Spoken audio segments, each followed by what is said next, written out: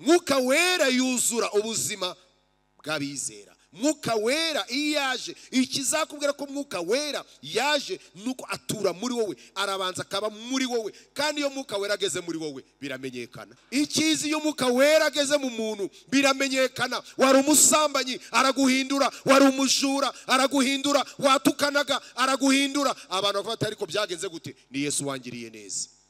Kwatakirwana Umwuka Wera yaraje, kwatakitongana Umwuka Wera yaraje, kwatagitukana Umwuka Wera yaraje. Iyo Umwuka Wera yamanutse birahinduka.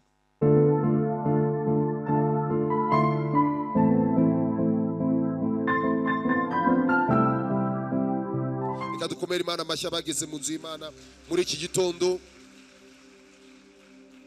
Pentecote nziza kuri buri umwe wageze aha n'abadukurikira online n'abaraza kudukurikira nyuma.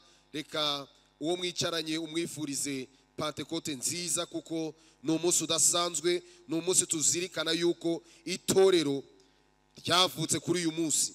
Uyu munsi ni umunsi itorero ryavutse, kandi itorero ntabwo ryavutse rije kwicara, ahubwo ryavutse rigomba gukora. Ariko kuko ritakora ridafite umukoresha, niyo mpamvu Umwuka Wera twamuhawe. Haleluya. Umwuka Wera twamuhawe nk'imbaraga zidushoboza kwamamaza Yesu. Tumaze igihe twiga igitabo cy'Ibyakozwe n'Intumwa, n'ubundi n'uyu munsi niho turaza kongera kwifashisha muri iki gitabo cy'Ibyakozwe n'Intumwa, tuzirikana yuko tugomba kuba abizera b'abadatezuka, badasubira inyuma mu gusoza inshingano nguru twasigiwe na Kristo, ariyo guhindura abantu kuba abigishwa. Kandi ibyo tukabikora mu mwuka w'itegeko risumba yandi. Iryo tegeko nta rindi, ni urukundo. Niyo mpamvu uyu munsi rero turaza nanone kongera kuvuga ku Mwuka Wera. Umwuka Wera mu bizera. Abashyitsi tubahaye ikaze mu nzu y'Imana. Imana ibahe umugisha, mwakoze guterana natwe. Kandi nk'uko Abanyarwanda bivuga ngo imvura igwa nigira ute? Nisubira. Nimuhawe ikaze. Reka dufate Bibiliya zacu n'ubundi turajya mu gitabo cy'Ibyakozwe n'Intumwa. Igitabo cy'Ibyakozwe n'Intumwa akenshi duhora tubivuga iyo bavuze Pentecote. Iryo jambo abantu iyo bumvisha Pentecote bahita bumva Umwuka Wera, ariko ijambo rya Pentecote bivuze iki? Iminsi cyangwa ku munsi wa 50. Iminsi 50 wari umunsi mukuru Abisirayeli bizihizaga. Hari abawita umunsi mukuru ibyumweru 7, hari abitwa umunsi mukuru w'umusaruro. Ni umunsi wabaga nyuma y'iminsi, ku munsi wa 50 nyuma ya Pasika. Abisirayeli bizihiza, bazana umusaruro, bagashima Imana ko yabahaye guhinga bakeza. Nyuma yuko Yesu asubiye mu ijuru, hagombaga kubaho nanone yuko mu isezerano rya kera bavuye muri Egiputa, hagomba kuba kwishimira umusaruro bagezeho. Kuri twebwe nyuma Yesu Kristo asubiye mu ijuru, tugomba kwishimira umusaruro w'ibyo twagezeho mu buryo bw'umwuka. Haleluya. Rero Pentecote ni umunsi udasanzwe ku itorero. Ariyo mpamvu uyu munsi tugira ngo tuganire Pentecote tuvuga ngo Umwuka Wera mu buzima bw'abizera. Umwuka Wera mu buzima bw'abizera. Niba uri umukristo waramenye Yesu ukaba udafite Umwuka Wera, ntabwo wari wakira Kristo nk'Umwami n'Umukiza. Ikigaragaza ko wakire Kristo nk'Umwami n'Umukiza ni uko Umwuka Wera yuzura muri wowe. Haleluya. Iyo twakiriye umwuka tuba twakira Imana. Iyo twakiriye Yesu tuba twakira Imana Data, Imana Mwana n'Imana Mwuka Wera.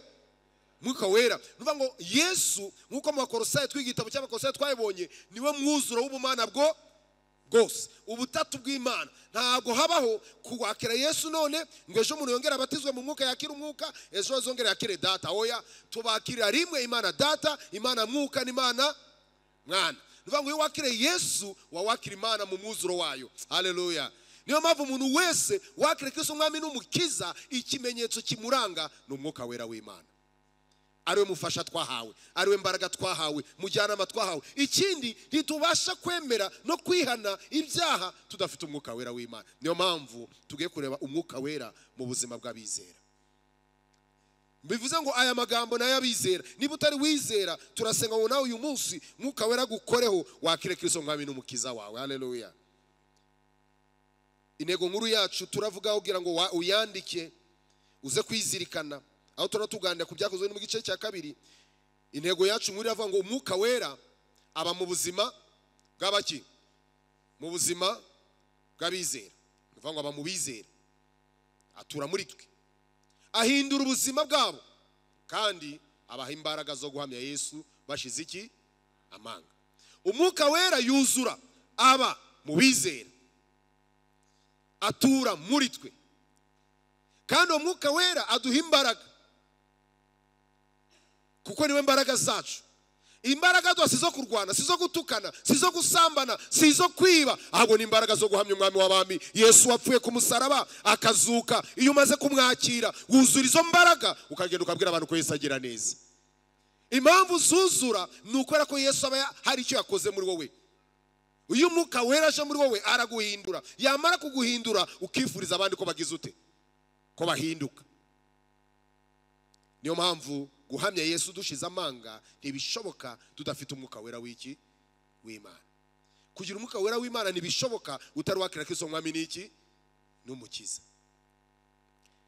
Aya magambo nagira ngo uyandike kandi uyazirikane. Uzirikane ko kuri Pentekote turi kuzirikana yuko umwuka wera aba mu bizera, kandi ahindura ubuzima bwabo. Ntabwo abuhindura kugira ngo bagume uko bari, ahubwo abuhindura akaba imbaraga zibashoboza guhamya Kristo bashize amanga. Reka turebe ibyo umwuka wera akora, umurimo w'umwuka wera mu buzima bw'abizera. Umwuka wera aba mu bizera, ahindura ubuzima bwabo, kandi abaha imbaraga zo guhamya Yesu bashize amanga. Bizirikane, utagenda ati twafashijwe twize iki? Twize umwuka wera mu buzima bw'abizera. Twabonye ko umwuka wera aba mu bizera, arabahindura kandi abaha imbaraga zo guhamya Yesu bashize iki, amanga. Guhamya Yesu bashize amanga. Umurimo umwuka wera akorera mu buzima bw'abizera nuhe? Muri iki gice cyose turaza kureba ibintu bigera muri 5 umwuka wera akorera mu buzima bw'abizera. Icyambere, umurimo umwuka wera akora mu buzima bw'abizera. Umwuka wera yuzura abizera. Umwuka wera yuzura, atura, aba mu bizera. Niyo mpamvu ngo buzura umwuka wera, ngo abantu bujura umwuka wera. Ntabwo umwuka wera tuwuzura none ngo ejo twongera tumwuzure, ejo twongera tumwuzure, ahubwo umwuka wera aba muri twe. Icyongereza cyo ngo dwells, atura, aba, yuzura muri twe, agatura. Nuvuga ngo ubuzima bwawe kuva ku musatsi kugera hasi, umwuka wera abayuzuye muri wowe. Haleluya. Icyambere nuko umwuka wera yuzura mu bizera, atura mu bizera, aba mu bizera. Reka dusome duhere ku murongo wa mbere w'Ibyakozwe n'ibice 2 tugeze ku murongo wa 13, twumve ibyabaye ku munsi wa Pentekote. Umunsi wa Pentekote usohoye, bose bari hamwe mu mwanya umwe, bahuje umutima. Aba nabigishwa nyuma yuko Yesu asubiye mu ijuru. Mu gice cya mbere mabyibuka yabiye ngo mugende murindire isezerano Data yasezeranyije, kuko yarabye ngo icyakora muzahabwa imbaraga umwuka wera nabamanukira. Baragenda nabo bararindira, ngo nuko umuriri ubatungura uvuye mu ijuru, umeze nk'umuyaga uhuha cyane, ukwira inzu bari bagize ute, bari barimo. Uko twabonye ubushize, ibimenyetso by'aba hano ni ibimenyetso bigaragara. Umuriri ntago wavuye hasi, twebwe y'umutingi tubaye twumvira ye, ariko hano umuriri wavuye hehe? Mu ijuru, wamanutse uvuye mu ijuru, ukwira mu nzu bari barimo. Haboneka indimi zigabanije zisa n'umuriro, ururimi rujya ku muntu wese wo muri bo. Indimi zigabanije ni indimi nk'ikimenyetso, ngo zijya kuri bumwe, ngo bose buzuzwa. Haleluya. Bose buzuzwa iki? Umwuka wera. Batangira kuvuga izindi ndimi nk'uko umwuka wera yabahaye kugira ute, kuzivuga. Bose bamaze kuzuzwa ngo bavuga izindi ndimi. Uhagaze hano wagira ngo indimi bavuze nizo bihimbiye. Oya, ahubwo ntabwo umwuka wera ari kuva kuvuga indimi gusa, kuko izindi ndimi zari zifite icyo zigendereye. Muri Yerusalemu habaga abayuda b'abaturage b'abanyedini. Wibuke ko Abisiraheli bari baje kwiziza Pentekote, yari umunsi mukuru usanzwe. Niyo mpamvu twatavuga ngo umunsi wa Pentekote ugize ute, usohoye. Bari baje baturutse mu mahanga yose, abari baratatanye baragiye hirya no hino, n'abashyitsi n'abanyamahanga n'abayobotse idini. Tujye kureba bari baje i Yerusalemu, baje mu minsi mikuru. Ko umunsi mukuru haba ikindi kidasanzwe, kuko umwami wacu ari umwami udasanzwe. Muri Yerusalemu habaga abayuda n'abaturage b'abanyedini, bari baraturutse mu mahanga yose ari munsi y'ijuru. Uwo muriri ubaye, abantu benshi baraterana, batangazwa nuko umuntu wese yumvishe babandi bavuga ururimi rw'iwabo. Haleluya. batangazwa nuko bumvishije abantu bavuga ururimi rw'iwabo. Ntago bavugishijwe, ntago bavuze amateshwa, ntago bavuze bitumvikana. Buri muntu yabumvaga mu rurimi rw'iwabo kavukire, aho yaturutse hose, kuko ikigenderewe nuko ngo ubutumwa bwiza bwamamare. Sukira ngo abantu bagaragare, sukira ngo abantu biyerekane, nuko ngo Kristo yamamare kandi amenyekane mu buzima bw'abizera. Barumirwa bose, baratangara bati, mbese aba bose bavuga si abanyegalilaya? Abigishwa ba Yesu bose bakomokaga i Galilaya, none ko bari kuvuga indimi z'iwacu kandi twari turi abanyamahanga. Batangira kurondora abari bitabiriye nyuma yo kumirwa. None se ni iki gitumye twese tubumva bavuga indimi z'iwacu ziki? Nta nubwo arizo bize ibyongereza n'ibifaransa nk'uko tubyiga uyu munsi kavukire. Umugoyi yumvaga bavuga ikigoyi kiwabo neza neza, akabyumva mu rurimi rwabo. Umunyarwanda nyine urumva ni ikinyarwanda cyuzuye. Niba ari igishi ni amashi, niba ari igiswahili ni igiswahili. Ururimi rwabo kavukire. Kandi turi abaparati n'abamedi n'abanyeramu n'abatuye Mesopotamiya ni Yudaya ni Kapedokiya ni Ponto no muri Aziya no muri Furugiya ni Pamfiliya no muri Egiputa no mu gihugu Kiribiya gihereranye ni Kurene n'Abaroma n'abashyitsi n'Abayuda n'abakomeza idini yabo, kandi n'Abakereti n'Abarabu. Turabumva bavuga ibitangaza by'Imana mu ndimi za hehe z'iwacu. Turabumva bavuga ibitangaza mu ndimi yose z'iwacu. Bose barumirwa, bibayobeye, barabazanya bati, mbese ibi ni biki? Abandi barabanegura bati, basinze iki? Ihira. Mwuka Wera yuzura ubuzima bw'abizera. Mwuka Wera iyaje, ikizakubwira ko Mwuka Wera yaje nuko atura muri wowe, arabanza akaba muri wowe. Kandi iyo Mwuka Wera ageze muri wowe biramenyekana. Ikizi iyo Mwuka Wera ageze mu muntu biramenyekana. Wari umusambanyi araguhindura, wari umujura araguhindura, watukanaga araguhindura. Abantu bafata ariko byagenze gute? Ni Yesu wangiriye neza. Kwatakirwana Mwuka Wera yaraje, kwatakitongana Mwuka Wera yaraje, kwatagitukana Mwuka Wera yaraje. Iyo Mwuka Wera yamanutse birahinduka. Iyo urebye hano, Mwuka Wera amanukiye intumwa ngo zuzuye Mwuka Wera, batangira kuvuga izindi ndimi. Ibyo bavugaga ngo bavugaga ibitangaza by'iki? By'Imana. Ntago bivugaga haba ngo njye narasenze cyane, njye niyirije gatatu. Hoya, bavugaga kugira neza, bavuga gukiza. Yesu arakiza, Yesu araruhura. Haleluya. Bavugaga imirimo n'ibitangaza by'iki? By'Imana. Iyo Mwuka Wera aje, umurimo wa mbere akora yuzura muri wowe. Ahari amagambo huzura guhamya Kristo, ahari intonganya birahinduka.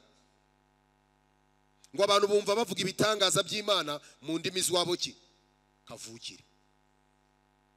Baratangara hepfo ngo barabanegura. Ati ni aba rero ni umuntu yasinda akamenya ururimi, izo nzoga none abantu baziyoboka. Nta wazongera kubwiriza kutanguka kunywa inzoga ngo ni bibi. Abantu bazinywa bakamenya indimi. Manza abantu bose bayoboka za nganda zizikora. Ariko hano turaza kureba ntago bari basinze, ahubwo hari igitangaza cyari cyabaye. Hari kidasanzwe cyari cyabaye. Mwuka Wera w'Imana yari yaje, yari yamanutse. Niyo mpamvu Umwuka Wera iyaje yuzura, atura mu bizera. Ni isezerano, ni ikimenyetso cy'uko Umwuka Wera yamanutse, araza agahindura ubuzima bwacu, akaduhindura. Abantu bari basanzwe bagahinduka abantu batagize ute? Badasanzwe. Niyo mpamvu ijambo ry'Imana tubwira Amakorinto ba kabiri 5:17 ngo iyo umuntu ari muri Kristo abaye icyaremwe gishya, ibya kera bigize ute? Babishize. Nukuvuga ngo iyo Mwuka Wera ageze muri wowe kandi aza muri wowe, cyagiye wamaze kwakira Kristo umwami n'umukiza, ahindura ubuzima bwawe, agatura muri wowe. Abantu babonaga umuntu usanzwe bagatangira kubona nk'umuntu udasanzwe. Ntago ngera kujya kubwira abantu ngo munyemere, ahubwo Mwuka Wera yemeza abantu. Mwuka Wera niwe wemeza abantu kuko atuye muri wowe. Bose buzuzwa Umwuka Wera, batangira kuvuga izindi ndimi. Izo ndimi zo bavuze ibitangaza by'Imana. Ibitangaza by'Imana babivuze mu ndimi abantu bumva. Ngo abantu barabumva, ngo turabumva bavuga ibitangaza by'Imana mu ndimi z'iwacu kavukire. Ese wowe nk'umuntu wamaze kuzura Umwuka Wera w'Imana uvuga iki? Abantu bumva uvuga iki? wumva uvuga Yesu, wumva uvuga amashimwe, wumva uvuga ibyururutse umutima, cyangwa uri wa wundi wirirwa uca imanza, wa wundi wirirwa mu magambo, wa wundi azarusenya, wa wundi ukoresha ururimi mu gutwika avuma abantu Imana yaremye. Iyo Umwuka Wera yaje twuzuzwa, yuzura muri twebwe, kandi yuzuye muri twebwe atuvugisha ibitangaza by'Imana. Tuvuga imirimo n'ibitangaza by'Imana, kandi imirimo n'ibitangaza n'ibyo ntabwo tubivuga ngo tubibwire abahafi gusa, abahafi n'abakure, abo tuzi nabo tutazi. Iyo Umwuka Wera yaje turatinyuka tukavuga, kuko atuye hehe? Muri twe. Icyakora muzahabwa iki? Imbaraga. Umwuka Wera nagira ute? Icyambere izo mbaraga zaramanutse zijya mu bizera, haleluya, zijya mu ntumwa, turaje tubirebe. Icya kabiri nuko araza akakumara ubwoba. Uzasanga Petero wa munyabwoba, wa wundi watinye guhamya Yesu imbere y'abahamya y'abaja, yarahagurutse arahamya, haleluya, kuko imbaraga z'Umwuka Wera zagize ute?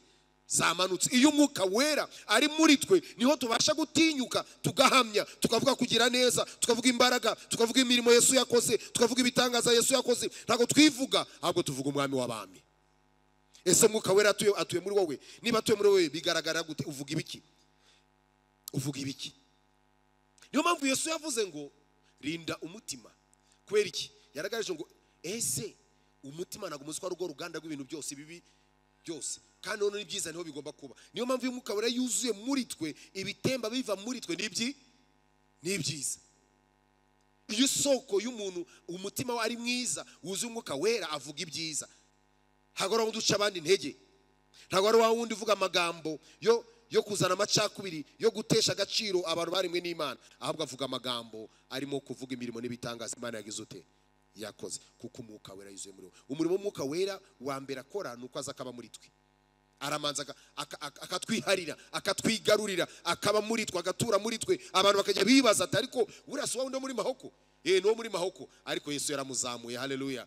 Yesu yamushyize ahirengeye, Yesu yamugiriye neza. Ngo bose n'abanyegalilaya, bose nubwo ari abanyegalilaya, ariko Umwuka Wera yamanutse. Bari kuvuga nabo muri Egiputa bakumva, bari kuvuga nabo i Roma bakumva. Iyo Umwuka Wera atuye muri wowe ugira ijambo.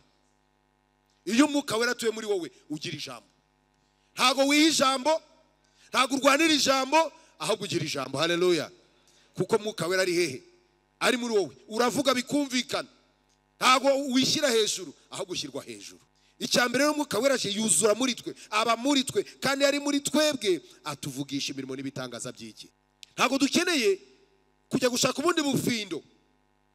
Yego nibyo, hari ibyo twahimbye, hari ukuntu twagiye tubihindura, turabihimba, dushyiraho uburyo bugaragaza ngo abuzuye umwuka, ariko hano ibyo bari kutubwira nuko Umwuka Wera bamanukiye. Icyambere sibo batitiye, ahubwo aho bari niho hagize ute? Hahinze umushyitsi, kandi umushyitsi ntabwo wahinze uturutse mu butaka, wahinze uturutse hejuru. Umuyaga urahuha, indimi ziragaragara, baravuga, abantu barumva, nta basemuzi baba bakenewe, nta kinamico, nta teatre, ahubwo ni Yesu uri kwamamara, haleluya. Umwuka Wera yo yuzuye muri wowe, uvuga imirimo n'ibitangaza Yesu yakoze mu buzima bwawe, kandi n'ibyo azakorera abandi. Nicyo kigaragaza ko Umwuka Wera yaje, nicyo kigaragaza ko atuye muri wowe. Ntabwo ari kugenda ubwira abantu ngo ngende umunyamuka, muntinye, ngende umunyamuka. Ntabwo ubivuga, ahubwo abantu barabibona, barabamenya. Aba ni abanyegalilaya. Niki gituma tubumva bavuga imirimo n'ibitangaza by'Imana mu ndimi z'iwacu ki? Kavukire. Umwuka Wera yamanutse, yabahinduye. Ntabwo bakira abantu basanzwe, ni abantu badasanzwe, kuko bakiriye imbaraga zidasanzwe. Izi mbaraga wazakiriye zigushoboza gukorera Imana ushize iki? Amanga. Icya kabiri, umurimo Umwuka Wera akora muri twebwe, ntabwo aza ngo atwuzure gusa, ngo ature muri twe tugendane umunyenga wo kuvuga ngo Umwuka Wera atuye muri njye. Ahubwo Umwuka Wera niwe uduha imbaraga zo kugira ute? Zo guhamya Yesu. Iyo Umwuka Wera amaze kumanuka, aduha imbaraga zo guhamya Yesu. Dusomye hariya duhere ku murongo wa 14. Ngo ariko Petero, bivuga ko bari kubanegura ngo basinzihira, ariko Petero ahagarara nabo 11, ababwiza ijwi rirenga ati, yemwe bagabo b'i Yudaya n'abatuye Yerusalemu mwese mwe, ibi mubimenye kandi mwumvirize amagambo yanjye. Aba ntibasinze nk'uko mwibwira, kuko ubu ari isaha ya kangahe? Ya gatatu y'umunsi, ubwo hari saa 3. Ahubwo ibyo mureba ibi byavuzwe n'umuhanuzi Yoweri ngo, Imana iravuze iti, uku niko bizaba mu minsi y'imperuka. Nzasuka umwuka wanjye ku bantu bangahe? Bose. Kandi abahungu n'abakobwa banyu bazagira ute? Bazahanura. N'abasore bazagira ute? Banyu bazerekwa. N'abakambwe barimo bazarota. Ndetse n'abagaragu banjye n'abaja banjye muri iyo minsi nzabasukira ku mwuka wanjye, bazahanura. Nzashyira amahano mu ijuru hejuru, shyire n'ibimenyetso mu isi hasi, amaraso n'umuriro no gucumba k'umwotsi. Izuba rizahinduka umwijima n'ukwezi guhinduke amaraso. Uwo munsi mukuru kandi utangaje w'Uwiteka utaraza.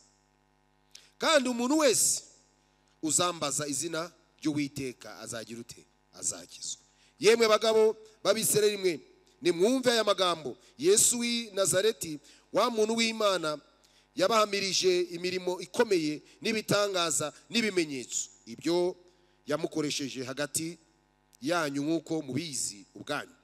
Uwo muntu amaze gutangwa nk'uko Imana yabigambiriye, ibimenye bitari byaba, mwamubambishije amaboko y'abagome muramwica, ariko Imana yaramuzuye, ibohoye umubabaro uterwa n'urupfu, kuko bitagishobotse ko akomezwa narwo. Kuko Dawidi yavuze iby'uwo ati, nabonye umwami ari imbere yanjye iteka ryose, kuko ari iburyo bwanjye ngo ntanyeganyezwa. Nicyo gituma umutima wanjye ugira ute? Unezerwa, ururimi rwanjye rukishima, kandi n'umubiri wanjye uzaruhuka wiringiye ibizaba. Kuko utazareka ubugingo bwanjye ikuzimu, cyangwa ngo uhane uwera wawe abone kubora. Wamenyesheje inzira y'ubugingo, uzanyuzuza umunezero kuko ndi imbere yawe. Bagabo bene data, nta kimbuza kubabwira shize amanga ibya sogokuru mukuru Dawidi, yuko yapfuye agahambwa, ndetse n'igituro cye kiracyari iwacu n'ubu. Nuko rero, kuko yari umuhanuzi, akamenya ko Imana yamurahiye indahiro yuko izamuha umwe mu buzukuru be ngo abe ari we usubira ku ngoma ye. Yavugaga byo kuzuka kwa Kristo, abibonye bitaragira ute? Bitaraba. Nicyo cyatumye avuga ko atararekwa ikuzimu, kandi ngo n'umubiri we nturakabora. Imana yazuye Yesu wo, natwe twese turi abagabo bo guhamya ibyo. Nuko amaze kuzurwa n'ukuboko kw'iburyo kw'Imana no guhabwa na se ibyo yasezeranije, ari byo Mwuka Wera, none asutse icyo mureba kandi mwumva. Kuko atari Dawidi wazamutse mu ijuru, ahubwo ubwe yaravuze ati, Uwiteka yabwiye umwami wanjye ati, icara iburyo bwanjye ugeze aho nzashyira abanzi bawe munsi y'ibirenge byawe. Nuko abo mu muryango wa Isirayeli bose nibamenye badashidikanya yuko Yesu wo mwabambye, Imana yagize ute? Yamugize umwami na Kristo. Haleluya. Ikibwirizo cya mbere gikomeye cyabwirijwe n'umunyabwoba wa mbere mu bigishwa. Umunyabwoba wa mbere, umuntu w'umugabo watinye guhamya imbere y'abaja, abagaragu. Kandi wari kumwe na Yesu, muramenye simusi. Wari kumwe na Yesu muramenye, ariko Mwuka Wera yamanutse. Haleluya. Mwuka Wera amaze kumanuka, Petero umunyabwoba, Petero watinye ashira ubwoba, arabwiriza, avuga gukomera, ahamya gupfa no kuzuka kwande kwa Yesu. Akoresha ibyo abahanuzi bahanuye, ibyo Dawidi yavuze, arahamya ati Yesu yarapfuye arazuka. Amaze kuzuka yohereza Umwuka Wera. Uwo Mwuka Wera yohereje niwe uri gukora ibi muri kubona. Ntabwo abantu basinze, kuko ubu ni saa 3.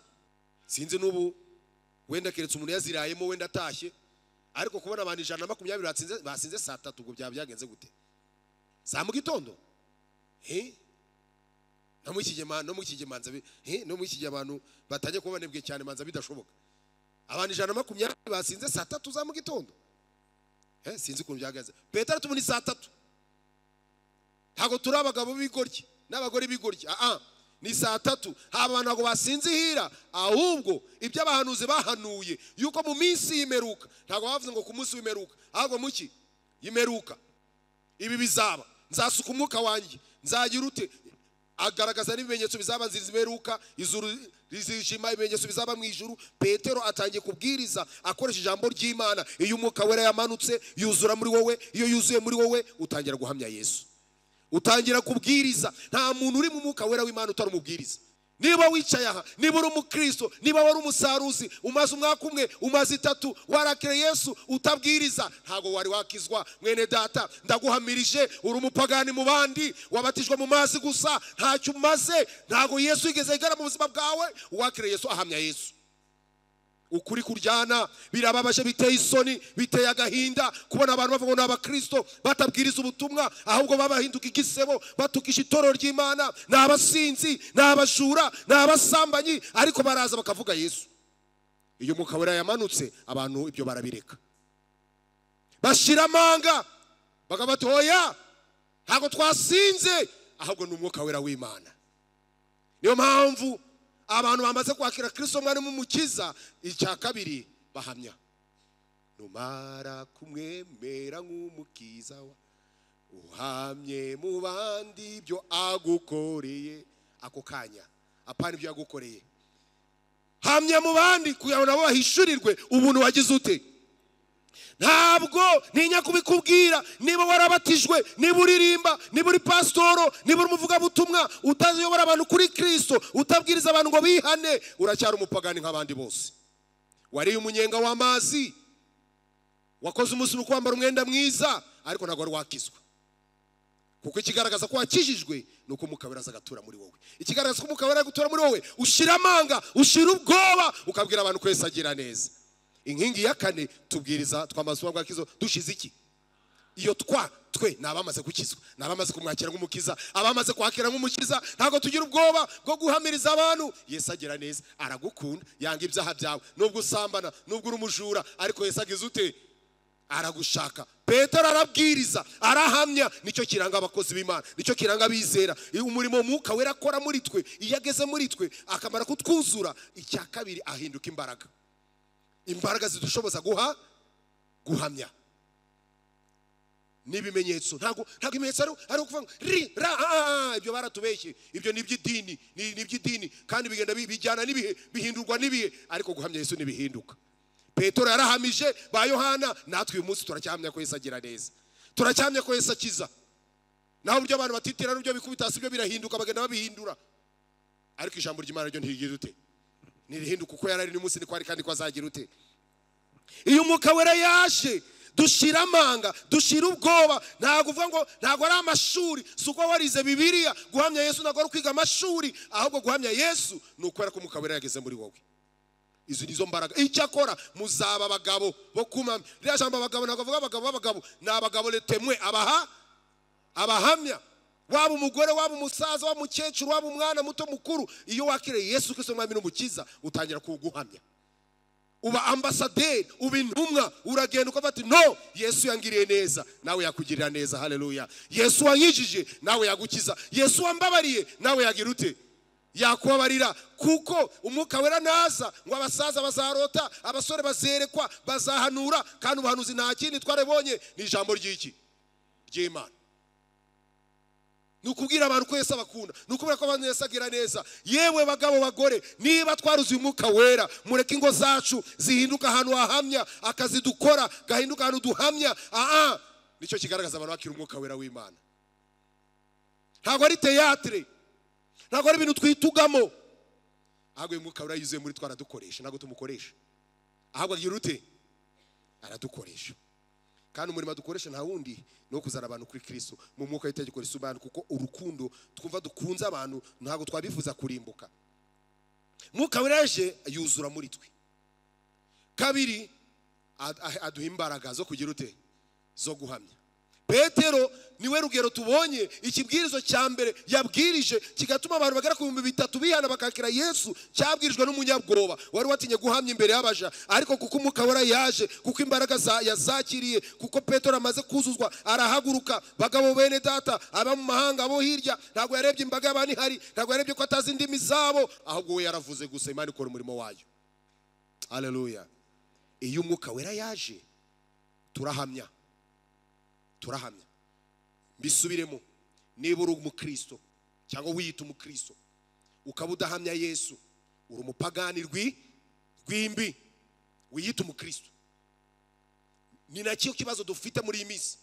Dufite abantu benshi cyane bagaragara ko ari abakristo, bambara neza ku cyumweru, barimo mbarika ku cyumweru, ariko bagisokara ku muryango akaniga abantu, agatukana, akaba uko asanzwe. Ku cyumweru hagera akongera akambara neza, akaza kiroka Imana mbabarira, akongera akinjira akaza. Yego, hari abadayimoni babiri bambwiye, umwe ngo barambwiye yitwa Kiroso, ngo manza ngo bageze ku muryango ngo ahita bikuramo. Undi hajya ngo bafite amapingu, pasa nuza ngo barambwiye ngo nguza yakuboshye mu mapingu, ngo akakuzana, ngo mwagera ku muryango ngo akakura amapingu, ngo injira. Ukinjira ngo wasoka kongera gashyiraho iki amapingu. Uwo muntu yabarakire Yesu umeze gutyo, abadayimoni batwara gutyo, yabarakire Yesu. Iyo umuntu ari muri Kristo abaye yacyari mwigisha. Haleluya. Imbaraga ko ijambo ngo uri muri twe ari uturi hehe, uri mubizi. Niyo mpamvu uwo muntu ntabwo ari umukristo, uwo bimeze gutyo ntabwo ari umukristo. Ngo cunga neza, ngo satana atagutwara akanyenyeri kawe. Satana agutwara inyenyeri yawe. Warakire Yesu nk'umwami n'umukiza. Ijambo ryo ngo abo yamenye, abo yahamagaye, arabakomeje, abo yababwiza, nta n'icyabasha kubavuvunira muki mu biganza bye. Haleluya. Iyo twamaze kugera kuri Yesu, twarasobanukiwe, tumera nka Petero. Niyo wigeze kuvuga umunsi umwe, abantu benshi buriya na n'uyu munsi nimugatungwa no kubona hari abantu bagenda bajya mu itorero, bajya muri korari, bajya mu bintu, hari inyungu zo bakurikiyemo. Kuko no ku musaraba igihe babambaga Yesu, hari inyungu ebyiri zahabonetse, inyungu zo mu mwuka n'inyungu zo mu mubiri. Hari abagabanya imyenda ya Yesu barayifindira, barayitahana. Niba barayijyanye ku isoko ntumbaza, ariko bo batahanye ibifatika. Ariko nabahamije ngo koko uyu yari umwana w'Imana. Haleluya. Ku musaraba hari inyungu ebyiri, icyama zombi ukazitahana gutahana imwe. Hari abantu nabo baza bashaka materiyeri bifatika aho gushaka Kristo. Niyo mpamvu yavuze ngo mubanze mushaka ubwami bw'Imana no gukiranuka, ngo ibindi muzagira ute. Imana yabizi ko tubikeneye. Ayo mavisa, ibyo bayigwa kubesha ngo amamodoka niki, ibyo ni inyongera. Ikibanza ni Kristo umwami w'abami. Iyo twamwakiriye, Umwuka Wera niho yuzura muri twe, agaduhafasha guhamya. Iyo duhamya niho Yesu atangira gukurira muri twe. Haleluya. Niyo mpamvu rero umuntu muri Yesu ntago Satani amufite ububasha, kuko Satani yaraneshejwe. Yesu azutse byari birangiye. Nta mbaraga, nta bubasha Satani afite kubizera. Niba bugufiteho rero, ubwo ntabwo ari wizera.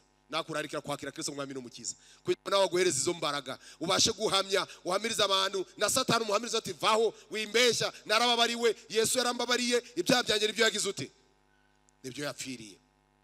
Kuzura Umwuka Wera ni icya mbere. Icya kabiri ni imbaraga zo guhamya. Petero umunyabwoba arahamya, arabwiriza, avuga iby'abahanuzi, abahamya ibyo Dawidi yavuze, ahamya ko Yesu agomba kuza agapfa akagira ute, akazuka. Arongera agaruka ati Yesu yasezeranye ko iryo sezerano ry'Umwuka Wera azaritanga niryo risohoye. Niyo mpamvu abantu bari kuvuga indimi, niyo mpamvu bari kubwiriza, sibo ahubwo ni Yesu mwabambye n'ugize ute, n'ukoze ibi. Haleluya. Ese twe turahamya? Icya gatatu, umurimo Umwuka Wera akora muri twebwe, usibye kutwuzura, usibye kutubera imbaraga, Umwuka Wera adukoresha ikintu muri iyi minsi benshi basigaye barataye, basigaye batinya. Umwuka Wera aratwemeza kandi akaduhamagara kwihana ibyaha. Ubuzima bw'umukristo burangwa n'ikintu cyitwa kwihana ibyaha. Umwuka Wera ari muri wowe arakuburira, na mbere kujya kuri cyara kuganiza arakuburira. Umwuka Wera yemeza kandi ahamagarira abantu kugira ute, kwihana. Petero arabwirije, ahamije Yesu ashize amanga, kuko ashobojwe n'Umwuka Wera.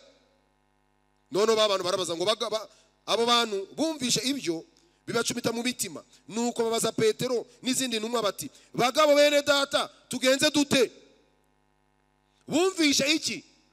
Ibyo Petero avuze, ubuhamya. Iyo duhamya, iyo tubwiriza, wa Mwuka Wera arakora, aragenda. Ntago twe duhindura abantu. Ntago duhindura abantu, ahubwo Mwuka Wera niwe ubahindura. Haleluya. Ntago duhindura abantu, ahubwo Mwuka Wera niwe ubahindura. Petero yarabwirije gusa, Mwuka Wera ngo akora ku mitima yabo, bya bintu bumva ni ibyabo. Barabaza ngo tubigenze gute? Petero arabasubiza ati, nimwihane umuntu wese muri mwe abatizwe mu izina ryande rya Yesu Kristo, ngo mubone kwabarirwa ibyaha byanyu, kandi namwe muzahabwa iyi mpano y'iki? Y'Umwuka Wera. Niyo mpamvu tuvuga ngo ntabwo dukeneye kongera kubatizwa bwa kabiri mu mwuka, ahubwo iyo twakiriye Kristo nk'umwami n'iki n'umukiza, tuba twakira impano y'Umwuka Wera. Birajyana, ntabwo bisigana, cyane ko twabonye ko Yesu ni umwuzuro w'ubumana. Namwe impano muzayakira, kuko isezerano ari iryanyu n'abana banyu n'abari kure bose. Natwe uyu munsi abakuri mahoko, Petero yaturebaga nubwo ataratuzi, ariko mu Mwuka Wera yarahanuye natwe aratuvuga. N'abazagira ute? N'abari kure bose, abazagira ute? Abazahamagarwa n'umwami Imana yacu. Haleluya. Twese iyi mpano ni yacu y'Umwuka Wera. Ntago Umwuka Wera ari uw'abamwe, ngo abandi hari amatoro usanga ari ngo ni amatoro y'umwuka, ngo turi itoro ry'umwuka. Bakanabikubwira ngo umwuka rero nitwe tugira. None bagasenga. Ubu hari abantu basenga bakavuga ati, Mana yanjye, uyu muntu witwa Mukamana waguye, warimbutse, wamufashije. Kubera ko gusa yavuye ngo mu itoro ry'iki? Ngo ry'umwuka. Imana ishimwe ko nta toro ry'umwuka rihari, ahubwo umwuka tura mu bizera, kandi uwizera wese ni itorero ry'iki? Nimvuga ngo itorero ry'umwuka ntabwo rihari, wumve ko ni nta dini ry'umwuka rigize ute. Ntabwo bavuga ngo harvest ngo ni itorero, ngo niryo torero rifite Umwuka Wera w'Imana. Nigeze kubwira umwe muri bo ndavuga ati, rero niba Umwuka Wera aba mu itorero ryanyu, uwo si uw'Imana, uwo ni uwanyu. Nuza kubeshya abantu ukazabwira abantu ngo Umwuka Wera aba muri harvest, uzaba ubeshye Imana. Ntabwo Umwuka Wera aba muri harvest gusa, ahubwo Umwuka Wera aba mu bizera. Haleluya. Umwuka Wera tura muki? Mu bizera.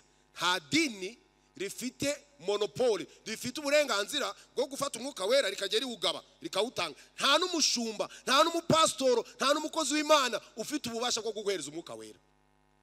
Bya bintu ngo abantu barambika biganza ngo bakire Umwuka Wera, uba wakire Satani mu izina rya Yesu.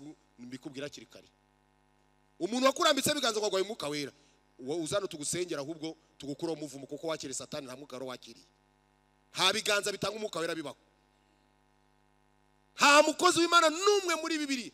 Hari naho bajya bavuga ngo ba Petero ngo baragenda ngo barabasengera ngo barambika ibiganza. Ujye umenya context y'icyo ibyo bintu bigize ute bivuze. Nta biganza by'umukozi w'Imana bitanga Umwuka Wera, kuko umurongo twavuze icyakora muzahabwa imbaraga. Umwuka Wera nagira ute? Umwuka Wera atumanukira, ntago bamutura, aza kandi aza nuko tubivuze iyo wakira Kristo mwami n'iki n'umukiza. Ariko uyu munsi hari abantu avuga ati twebwe itorero ryacu ni ry'umwuka, n'umwuka nta handi aba muri twe. Icyo ni ikinyoma cy'idini. Ukuri kwa Bibiliya nuko Umwuka Wera aba mu bizera, kandi yabaye mu bizera, babizera niryo torero. Niyo mpamvu Yesu avuze ngo twubake nk'amabuye mazima, kuko turi ingingo z'itorero. Ni twebwe tugize itorero rya Kristo. Niyo mpamvu tujya tuvuga ngo aha turi ni adresse aho tubarizwa, tugomba kandi kubarizwa. Nabyo ni ingenzi. Turaza kubona ko y'Umwuka Wera yageze muri wowe akujyana naho ubarizwa. Ariko ntabwo iki kinyoma amadini menshi arakigishije, na n'isara bakibigisha, nta biganza bitanga Umwuka Wera. Nta mubatizo w'Umwuka Wera ubaho ngo umuntu wagende ngo abatizwe mu mwuka. Uwo cyo ni ikinyoma, ni teologia ipfuye y'idini. Umwuka Wera nkuko Petero bivuze, dusubiremo ni ijambo ry'Imana. Ahantu Umwuka Wera amanutse bwa mbere turi kubwirwa ngo iki? Ubundi iyo tuvuga reference kwakira Umwuka Wera tuza hano. Petero avuze ngo iki? Dusubiremo utagira ngo n'ibyanjye 38. Petero arabasubiza ati, nimugire ute? Abashaka Umwuka Wera none umva ikibazo, umva icyo bita step uko wakira Umwuka Wera no kwihana. Umuntu wese muri mwe abatizwe mu izina ryande, ukabatizwa mu izina rya Yesu. Hana bavuga ngo none siko Petero avuze ngo batiza mu izina rya Yesu, mwe mukabatiza mu izina rya Data n'Umwana n'Umwuka. n'Umwuka Wera. None se bitanuye ko twabonye ko Yesu ari umwuzuro w'Imana bwose. Hari impaka abantu bajya, nushaka kujya ubatiza mu izina rya Yesu gusa ntuvuge data mana n'umwana ntacyo bitwaye. Bitwaye iki? Kuko iyo uvuze Yesu uvuze Imana data n'umwana, kuko Yesu ni umwuzuro w'ubumana. Impamvu Petero yavuga izina rya Yesu, wibuke ko ntago abayahudi bemeraga ko Yesu ari umwana w'iki, nta rwemeraga ko ari Imana. Niyo mpamvu bamubambye ngo yigize Imana. Niyo mpamvu ari kwesta ngo wa wundi bishe none umwemera ubihamye, hamya ko batizwe mu izina ryande rya Yesu. Uhamye kuko Imana yo barayemeraga, abayahudi bemeraga Imana. Ari guhamya mu izina rya Yesu ni uguhamya ko Yesu ari iki, ari Imana. Mu izina rya Yesu ngo mubone kugira ute, kubabarirwa ibyaha, kandi namwe muzahabwa iyo mpano y'iki, namwe muzahabwa. Ni Imana yitanga. None arakomeza ahita agaragaza ko muzahabwa imbaraga, kuko isezerano ari ryo sezerano icyakora muzahabwa imbaraga mukabona nagira ute, niryo ryari isezerano, ari iryanyu n'abana banyu, n'iry'idini runaka, n'irya korari runaka, n'irya paseri runaka, n'iry'umuhanuzi runaka. Isezerano n'iryanyu n'abana banyu n'abari kure bose. Twavuze abari hano uyu munsi n'abazaza, abazahamagarwa n'umwami Imana yacu.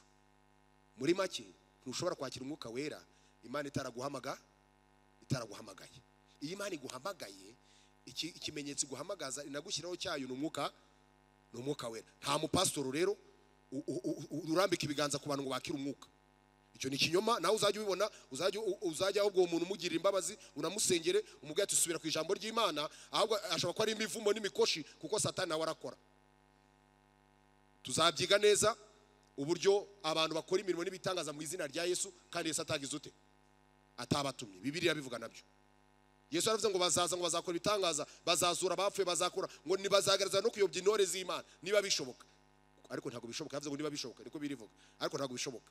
Icyo bishatse kuvuga nuko hari abantu mu nsengero bavuga izina rya Yesu, babwiriza Yesu mu munwa ariko atabarimo, bameze nk'ibyapa biyobora abandi ariko byo bitagize ute, bitagenda. Nabo barahari bakoresha izina rya Yesu, bacuruza izina rya Yesu. Wibuke ko n'abadayimoni bamenyaga Yesu. Muri uko mudamu wagiye amara icyumweru yiruka kuri ba Paulo, ava ngo bana n'abakozi b'Imana, ngo barabwira iby'Imana. Yarasanzwe ari umupfumu, afite amadayimoni bamukoresha. Abonye ba Paulo aravuga ati abana Paulo ntabwo yamuretse, yaramucyashye. Kuki yamucyashye? Paulo yatamucyaha yari kumara kugenda, kandi yaramaranye icyumweru nabo akaza akabibura ibyo bagize ute. Yari kujyaza ati kandi bakava kuko nawe yari kumwe nande, yari kumwe nabo. Niba Paulo ataramucyashye, ariko Paulo aramucyaha kuko umwuka wamuvugisha gasu wiki. Ariko ibyo yahamyaga si byari ibinyoma cya byari ukuri. Satani agiye yihindura marika wiki w'umucyo. Mwuka Wera iyaje atwemeza ibyaha, atwemeza kwihana. Yamara kutwemeza kwihana akadukoresha imirimo n'ibitangaza. Haleluya. Ubuzima burangwa nuko wahindutse ukakira umwuka, ni ubuzima burimo kwihana ibyaha, ugakizwa ukakira Yesu. Ntabwo biba birangiye. Niyo umaze kumwakira, niyo umaze kugera muri we, ukomeza ubwo buzima bwo guhora wihana, guhora mwakira, guhora ukizwa. Ni ubuzima, ni imibereho y'umukristo ya buri munsi. Niyo mpamvu hari muri ibyo ngo mumisemo guhora nk'izo. Iyo Umwuka Wera yaje niwe udushoboza kwihana ibyaha. Twamara kwihana ibyaha tukaba twinjiye mu muryango w'abana b'Imana. Ntushobora kwihana, ntushobora kwatura, ntushobora kureka icyaha utabishobojwe n'Umwuka Wera w'Imana. Kandi Umwuka Wera w'Imana, impamvu Yesu yavuze ngo umufasha naza azabemeza iby'ibyaha, azabigisha, azabayobora, anadushoboze guhamya. Haleluya. Iyo Umwuka Wera yaje muri twebwe, yuzura muri twe, ahinduka imbaraga zituma duhamya. Kabiri, adushoboza kwihana. Ese wowe ujya ugira umutima uguhana, ujya wumva umutima ugira ati watukanye, wabeshye uriya muntu, genda umusaba imbabazi, ukabikora. Niba ubikora ufite umugisha, kuko uracyemera Umwuka Wera wo gukora muri wowe. Ariko hari abantu Umwuka Wera ahana, wasambanye ihane, none nihana ko baragira ngo iki, umuntu akihagarara agatera. Iyo Umwuka Wera yaje, uravuga ati ndi umunyabyaha, urabyemera ati ndi umunyabyaha, Mana mbabarira njye ndi umunyabyaha. Icyo nicyo kiranga umuntu w'Umwuka Wera w'Imana. Kuko Petero amaze kwita mwihane, akomeza kukubahamiriza. Ba bantu baremeye barihana. barihana, barabatizwa. Nuko ngo abemeye amagambo ye barabatizwa. Abongewe ku basanzwe kuri uwo munsi baba ibihumbi bingahe? 3. Bakiriye bemeye kubatizwa. Vuga ngo babatijwe ko bamaze kwatura no kwihana ibyaha byabo. Barabatizwa. Reba umubatizo w'abantu 3 ku munsi umwe wa Pentecote. Barabatizwa, barangije baba urugingo rwa Kristo. Iyo Umwuka Wera yaje atura muri twe, iyo atuye muri twebwe aradukoresha mu guhamya, ariko nanone dushoboza kwihana. Ikindi, ntabwo Umwuka Wera twemeza ibyaha gusa. Ntabwo twemeza ibyaha gusa, ahubwo Umwuka Wera duhamagara kujya mu muryango w'abizera. Haleluya. Iyo Umwuka Wera amaze gutura muri twe, tugashobora guhamya, kwihana, atujyana mu muryango w'abizera. Uzi impamvu kuba mu muryango w'abizera bishoboka? Ntago iki kintu abakristo mucyumve neza. Kuza mu rusengero ntago bivuze kuje mu batagatifu. Hari abantu bagiye babeshwa cyane. Kuza mu rusengero ntago uje mu batagatifu, uje mu banyabyaha bagenzi bawe. Nguje hehe? Nta nubwo uje uri umutagatifu. Uruko byumva Justine n'abandi mwe muri kwisekera. Ntago wowe uje uri umutagatifu. Nta nubwo uje mu ki? Mu batagatifu. Ahubwo uje mu banyabyaha bagenzi bawe. Mwuka Wera agiye gushoboza kujya ku murongo no mu muhanda no mu rugendo rwita misemo gora ngizute nkizwa. Misemo gora nkizwa. Uzi ufite akanwa kenshi akagenda guponda akagabanya. Uzi ufite amagambo nibyo ndi kuvuga akagenda yagabanya. Uzi ufite ubusinzi wanywaga amacupa 5 akagenda. Nta nubwo mujye muri no guta mu kimanza, hari jya hera kuri 5 akajya kuri 3 bikazarangira na rimwe gizute arivuyeho. Ntago wakira Yesu none ngo itugera ku kigero. Oya, nicyo kinyoma amadini yagiye agira. Niko kuri abantu batagiye babwirizwa kwihana n'urugendo. Ariko icyiza dushobozwa n'Umwuka Wera w'Imana. Amen. Tutishoboza, ahubwo emera Umwuka Wera w'Imana agushoboze. Ikindi ari mpamvu y'ingingo tuyivuga, Umwuka Wera atuma habaho umuryango w'abizera ryo torero. Umva kuntu bantu ngo babanaga. Abantu bose bagira iki?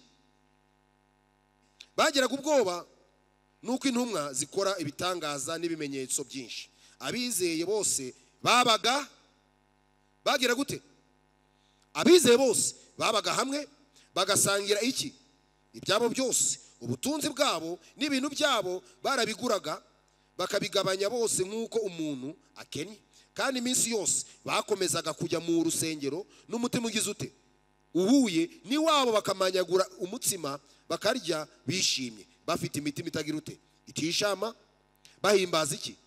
Imana, bashimwa n'abantu bose, kandi uko bukeye umwami Imana ikabongera bagize ute? Abakizwa. Uyisomye hano urumva bino bintu bitari byiza? Ibintu byari byiza cyane. Kuko mu gisharaho twageze mu gice cya 3 tubona ko Anani na Safira barabirebye nabo batariko natwe katwiterera mu mwabira bintu. Turabona ari byiza. Ariko batabishoboye bafite izindi nyungu zabo bashaka. Icyo nshatse kuvuga nuko Umwuka Wera araza agakora umurimo wo kutwuzura, akadushoboza guhamya, kwihana, ariko akatuzana mu muryango. Umuryango wabizeye. Ababizeye ba mbere bo ngo bamaze kwizera babaga hamwe bagasangira ibyabo. None uyu munsi natwe tugurisha ibyacu byose tuze tube hamwe. Nibyo byiza? Oya, kuki babaga hamwe? Intumwa zari 11. Nta Bibiliya bari bafite, ntabwo ibyo Yesu yavuze byari byaranditswe. Bagombaga kuza hafi y'ababanye na Yesu bagize ute? Bari kugira ngo babyige, nibamara kubimenya babona abo kujya kubyigisha iki? Abandi. Nicyo cyatumye baza hariya. Ni uvuga ngo ni context uko ibintu byari meze icyo gihe, nibyo byatumye baza kuba hamwe. Icyambere baracyari bake, bari mu Bayahudi babarwanya batemera Yesu.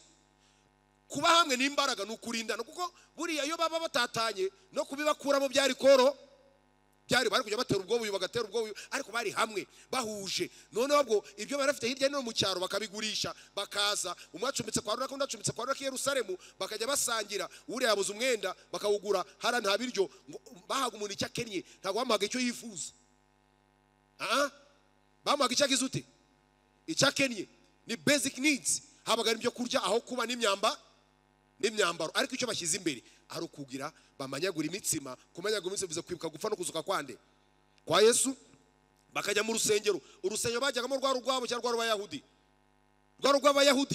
bajyaga bagiye guhamya wa Yesu mwabambye, wa Yesu mwishe, twebwe turamwizera ko ari umwana w'Imana, ko ibyaha byacu ari byo yagize ute, yapfiriye. Icyakurika nuko barabirukanye no mu rusengero barabakubita, ariko mu ngo zabo ngo barateranaga ngo. Ariko nakunze ikintu, bashimwaga n'abantu bose.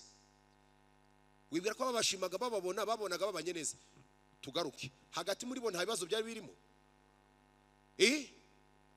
Twegera imbere twahita tubona urugero rwa Ananiya na Safira. Ananiya na Safira onambere batora abadiyakoni. Kuki batoye abadiyakoni? Harari ibibazo mu itorero, kuko ngo bajyaga kugabura abapfakazi b'Abagereki ntibagerwaho n'ibyo kurya. Ibibazo byari bihari, ariko ibintu by'ibibazo byari bihari hanze ntago babibonaga.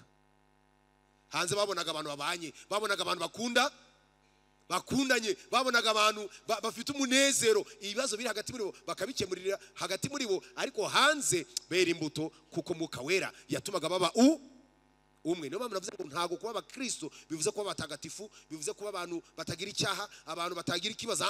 Ahubwo iyo ibibazo bije mu mwuka w'urukundo n'ubumwe, turabikemura nk'abana b'Imana. Ariko hanze hari tugenda tugiye guhamya Yesu. None mu minsi biteye agahinda, biteye isoni. Uragera ikibazo n'uwo musengana, ugasanga ahubwo wa wundi uri kwakemura ariko mumanze muzana amacupa 2 mushyirano numva ibyanyu. Uwo nuri gukemura ikibazo cyanyu. Wawe ati mumanze mugura 2, manze nyango none mbyumve neza, kuko iyo ntari nacaginga sinagira ute, sinabyumva. Yanaraza tajya simeruka muri abakristo ra, sajya bajya bambwira ngo muri abakristo, none si ya Bibiliya yanyu ivuga ngo iki? Ahubwo noneho wa wundi turukwita ngo n'umupagani. Paulo yageze ababwira abantu ariko abanyabwenge bari mu Mwuka Wera. Bazo yabajije, iyo Umwuka Wera yaje tuba umuryango. Hari hasi iyo winjiye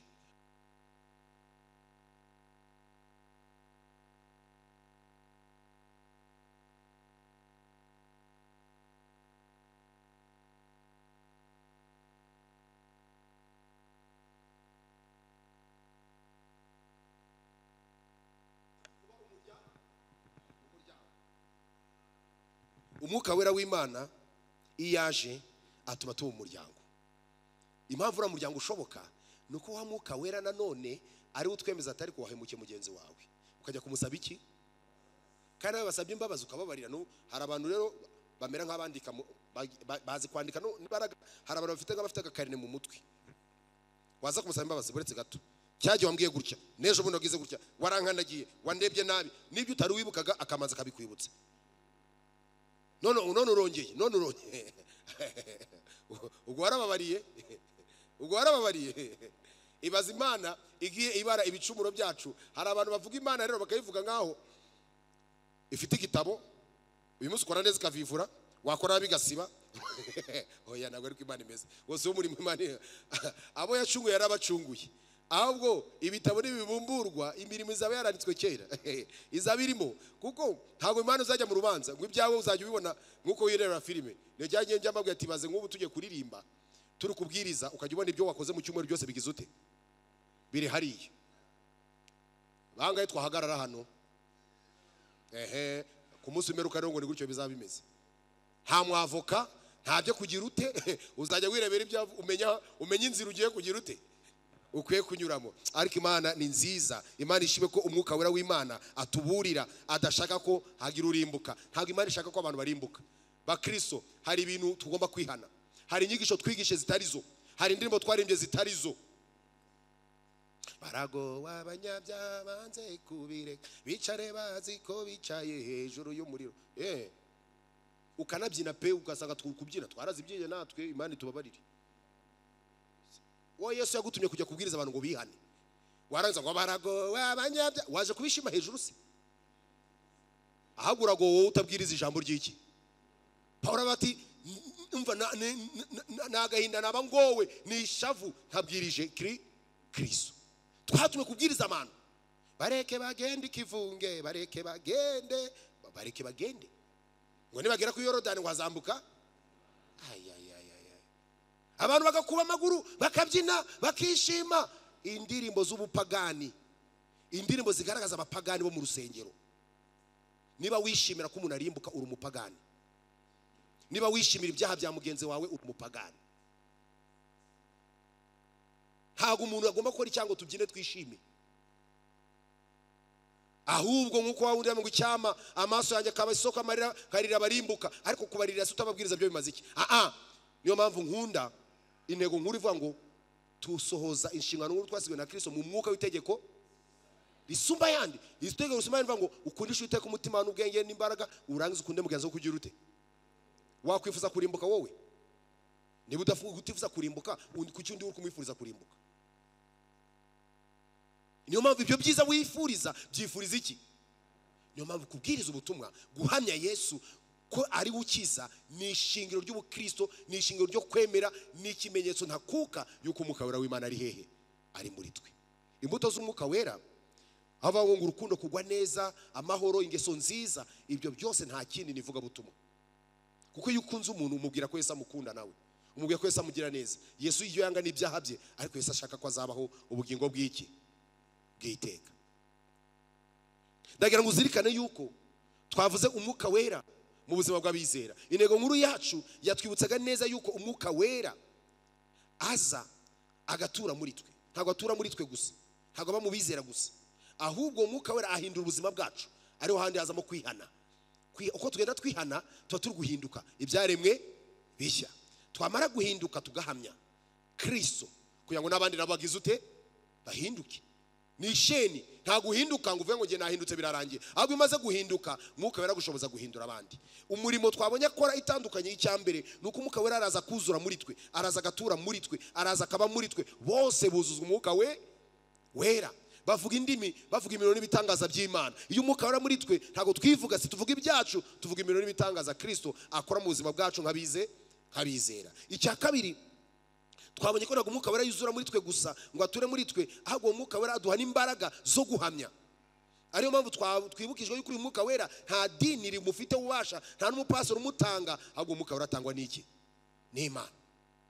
Izi mbaraga zimaze kugera muri twe ziratwemeza, zitwemeza kwihana, zitwemeza ibyaha, uri umunyabyaha, ihane, wabeshye, watukanye, wibye, wasambanye, uri umurozi, uri umujura, ihane. Umwuka Wera akakwemeza. Umwuka Wera yamara kukwemeza ibyaha ukihana, wamara kwihana ukinjira mu muryango w'abana b'Imana. Ukinjira mu muryango w'abana b'Imana, ukabana n'abandi bana b'Imana, kubera ko abo bana b'Imana nabo ari abantu nkawe, ari abanyantege nke. Wa Mwuka Wera mwese mumufite, niyo habaye ikibazo abashoboza kwihana no gukemura cya kibazo, kugira ngo hanze mu batizera ubuhamya bwanyu bukomeze ubuhamya bwiza, bukomeze ubuhamya bwiza. Niyo mpamvu dukeneye Umwuka Wera twese, kandi ntabwo twabonye ko ntabwo tuzamubona hadaciye yuko twemera Kristo nk'umwami n'umukiza, kugira ngo ature muri twebwe. Imana igushoboze kugira ngo iyi Pentecote kubere kongera kwinira ukisuzuma. Ese reba uyu murimo Umwuka Wera akora yabukoze mu buzima bwanjye. Hari ibimenyetso bigaragaza ko ndi guhamya Yesu, hari ibimenyetso bigaragaza ko nihana, hari ibimenyetso bigaragaza ko mbana n'abandi mu muryango, mu itorero, mfite itorero mbarizwamo, narabatijwe, ndakirwa, ndi urugingo rw'itorero, ndi gukora umurimo, ndi hamwe n'abandi, turi guhamya, turi kwagura ubwami bw'Imana. Ibyo ni ibimenyetso, ni ibikwereka ko koko wakira Umwuka Wera w'Imana. Nta muntu wakira Umwuka Wera w'Imana uba nk'ikigomeke, uba hatagira habarizwa. Ngo bakomezaga kwiga iby'intumwa zigisha, bivuga ngo barafite aho babarizwa, barafite abayobozi bagize ute? Babayobora mu by'umwuka. Bashyiraho abadiyakoni, bashyiraho iki? Inzego bari kuzubaka mu itorero, kubera ko umuryango uri kwaguka, bari kwa benshi. Bashimwaga n'abantu bose, n'abo hanze barabashimaga. Imana ibahe umugisha, kandi Imana idushoboze gukomeza kuba ubu buzima buhindutse burimo kuzuzwa Umwuka Wera w'Imana. Murakunzwe.